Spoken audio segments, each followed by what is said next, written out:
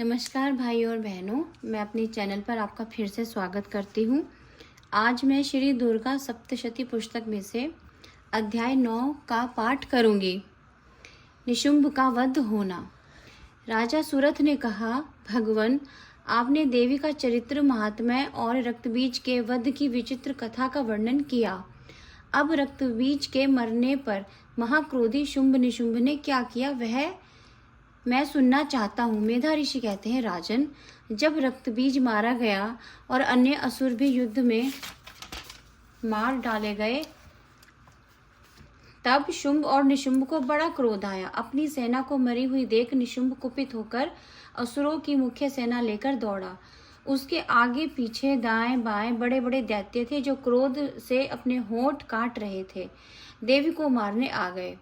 महापराक्रमी शुंभ भी कुपित होकर अपनी सेना लेकर देवियों से युद्ध करने चंडिका को मारने आया। शुंभ निशुंभ का देवी के साथ युद्ध होने लगा। जैसे बादल पानी बरसाते हैं वैसे ही शुंभ और निशुंभ बाण बरसाने लगे। चंडिका ने अपने बाणों से शुंभ निशुंभ के चलाए बाणों को काट डाला और उनके अंगों में बहुत से बाण मारे। निशुंभ ने अपनी तेज तलवार और एक चमकती हुई ढाल लेकर देवी के वाहन सिंह के सिर पर एक तेज प्रहार किया। सिंह के सिर पर तलवार लगते ही देवी ने क्षुरप नामक शस्त्र से निशुंभ की तलवार अष्टचंद्रक ढाल को काट डाला। ढाल तलवार कट जाने पर निशुंभ ने एक शक्ति चलाई। देवी ने सामने आई शक्ति को चक्र से काटकर 2 टुकड़े कर दिए। कुपित निशुंभ ने एक शूल चलाया। देवी ने मुक्के के प्रहार से उस शूल को चूर चूर कर दिया। तब उसने देवी पर एक गदा चलाई। देवी ने उसे त्रिशूल से काट कर भस्म कर दिया। उसके बाद हाथ में परशु लेकर आते हुए निशुंभ को देवी ने बाणों से प्रहार कर पृथ्वी पर गिरा दिया। महापराक्रमी निशुंभ के गिरने पर उसका भाई शुंभ कुपित हो देवी को मारने दौड़ा। वह रथ पर सवार हो हाथों में बड़े बड़े अस्त्र शस्त्र लेकर लंबी भुजाएं आकाश में फैलाकर युद्ध भूमि में आया। उसे आता हुआ देखकर देवी ने शंख बजाया और धनुष की प्रत्यंचा को टंकार दिया। दैत्यों की सेना का तेज नष्ट करने वाले घंटों के शब्द से सब दिशाओं को भर दिया।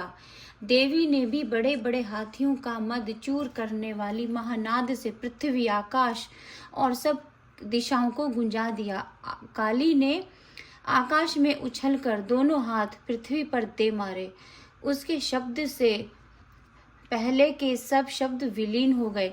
उसके बाद शिवदूती भयानक शब्द से गरजी। वह शब्द सुन असुरों की भय सेना भयभीत हो गई। तब शुंभ को बड़ा क्रोध आया। अंबिका ने शुंभ से कहा, रे दुष्ट, खड़ा रह। यह सुनकर आकाश में स्थित देवता जय जयकार करने लगे। शुंभ ने आकर जो चमकती हुई भयानक शक्ति चलाई उसे अग्नि के समान आती देख देवी ने उल्का नामक अपनी शक्ति से काट दिया। शुंभ सिंह के समान गरजा। उसके सामने का शब्द तीनों लोकों में समा गया। हे राजन, उसी समय सेना में मारो मारो का शब्द हुआ। उस शब्द में शुंभ के गरजने का शब्द विलीन हो गया। शुंभ के चलाए सैकड़ों बाणों को देवी ने और देवी के बाणों को शुंभ ने अपने बाणों से काट डाला। देवी ने कुपित होकर शुंभ को त्रिशूल से मारा, जिससे वह घायल और मूर्छित होकर पृथ्वी पर गिर पड़ा। फिर उसी समय निशुंभ को चेत आया और वह धनुष लेकर बाणों से काली देवी तथा सिंह को मारने चला। उसके बाद शुंभ ने 10,000 भुजा बनाकर हाथों में चक्र ले देवी को घेर लिया। संकट नाशिनी भगवती देवी ने क्रुद्ध हो अपने बाणों से उन चक्रों और बाणों को काट डाला।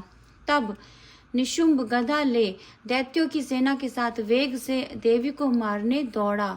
देवी ने अपनी तेज तलवार से उसकी गदा काट डाली। तब उसने त्रिशूल उठाया। त्रिशूल लेकर आते हुए निशुंभ को देख देवी ने बड़े वेग से उसकी छाती पर एक शूल मारा। शूल के लगने से उसकी छाती फट गई और उसमें से एक दूसरा पराक्रमी पुरुष देवी से खड़ी रह कहता हुआ निकला। देवी ने हंसकर तलवार से उसका सिर काट डाला और वह पृथ्वी पर गिर पड़ा। देवी का वाहन अपनी पैनी दाढ़ों से असुरों के सिर और होंठ चबाने लगा। काली और शिवदूती भी असुरों को खाने लगी। कितने ही असुर कौमारी की शक्ति से मारे गए, कितने ही ब्रह्मांडी के अभिमंत्रित जल से नष्ट हो गए, कितने ही माहेश्वरी के त्रिशूल से कटकर गिर पड़े, कितने ही वाराही के तुंड प्रहार से चूर्ण हो गए।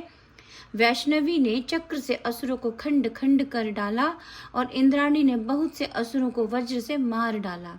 कितने ही असुर अस्त्र शस्त्र से मारे गए, कितने ही घोर संग्राम में डर कर मर गए और बहुतों को काली शिवदूती तथा सिंह ने खा लिया।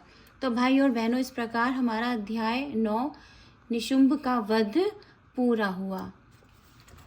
भाई और बहनों, कहीं पर मुझसे पढ़ते समय गलती हो गई हो तो मैं आपसे क्षमा चाहती हूँ। भाई और बहनों, हमारे चैनल को सब्सक्राइब किए बिना बिल्कुल भी ना जाएं।